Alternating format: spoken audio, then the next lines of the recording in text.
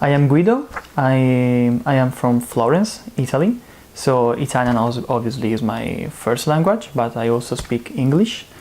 I can understand other languages, for example, Spanish or French or even Portuguese, but just because I speak Italian, and these are other Neo-Latin languages, but I have never studied them. Okay. I mean, Italian is my first language. I was born and raised in Italy, so I'm very fluent. My English is unpredictable, so sometimes I feel like I'm fluent, but it can stop and it can fail very easily sometimes. It depends on the situation or on the people I'm talking with. Well, there are a lot of words that I usually forget. For example, those are the lot of technical words, especially if we are not speaking about like common communication or literature. They are very hard for me to keep in mind.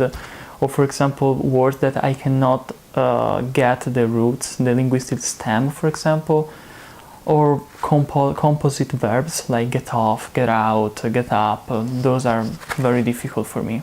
For example, get up is alzarsi, so you cannot just figure out from the sound of the words. So you have to know them by your heart, and you cannot guess their meaning. So for me, they are more like difficult. Yes.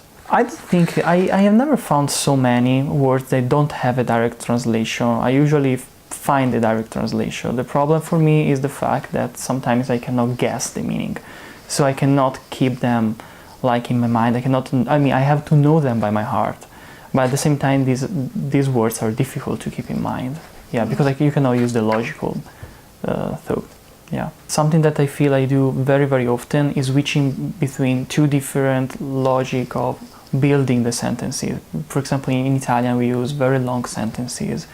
So sometimes I stop thinking in English and I speak English but thinking in Italian and trying to speak English but using the Italian logic, and that's very weird because what I speak is a sort of Italo-English that I think many people here find very like we are not understanding.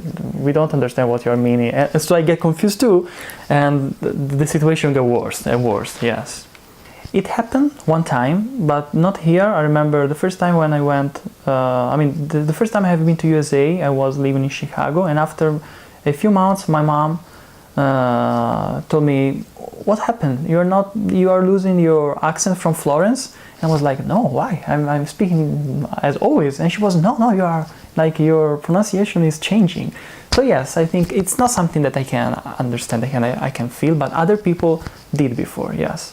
Yeah, this is very interesting. I think that I have never felt like I've never felt any discriminatory like opinion on me because I was not speaking a good English, at least here in USA. So I have never felt like this bad English can affect my life, can affect like people see me. Okay.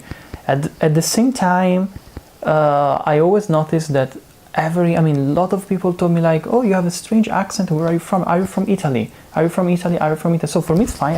I'm very proud to be from Italy, but I can understand that having an accent can just put you in a sort of class, no? But I've never felt like any discrimination on me. And any discrimination, yes.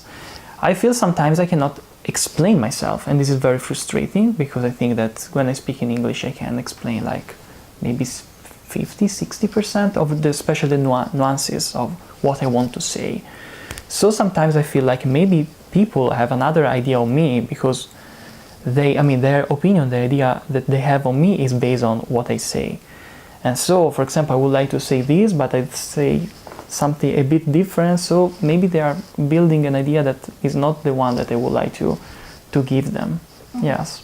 100% Italian. 100% Italian, yes. Cool.